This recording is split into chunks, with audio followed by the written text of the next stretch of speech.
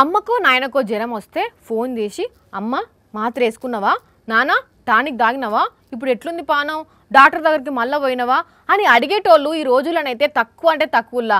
అది కొడుకులన్నా బిడ్డలన్నా జ్వరం వస్తే పట్టించుకోరు, మంచాల వడ్డ మందలియరు, చాలా దిక్కుల్లో చూస్తున్నాం కదా. కానీ అదే అవ్వాయిలైతే ఊకుంటారా, తల్లడిల్లిపోతారు.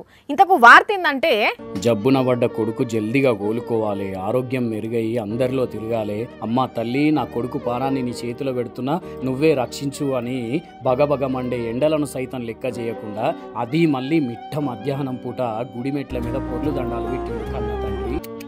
పాపం చూసిన రానుల్లా ఈ ఈడులో కూడా కొడుకు ఆరోగ్యం కోసం ఎంత తనలాడుతున్నాడో తండ్రి. దవాఖానలలో తిరిగి చేయాల్సిన ప్రయత్నం చేసినా ఇక ఆఖరిగా నీ మీదనే భారం వేస్తున్న తల్లి అని మెట్ల మీదకెంచి పొర్లు దండాలు పెట్టుకుంటా అమ్మవారి దగ్గరికి పోయి పూజలు చేసిండు. కర్ణాటక రాష్ట్రం అటు పెద్ద అయినది. చాలా రోజుల కింద కొడుకు ఆరోగ్యం ఖరాబ్ అయి మంచాన పడితే ఆ కొడుకు కోలుకొని కండ్ల ముంగట తిరిగేటట్టు చేయమని వేడుకున్నాడు. కానీ కొడుకులు బిడ్డల మీద తల్లిదండ్రుల ప్రేమే వేరుకోండి. మనకు నొప్పి లేస్తే వాళ్ళు బాధపడతారు, ఆరోగ్యం క్షీణిస్తే అంతకంటే ఎక్కువ అల్లాడిపోతారు. ఇది కదా నాన్న ప్రేమ అంటే.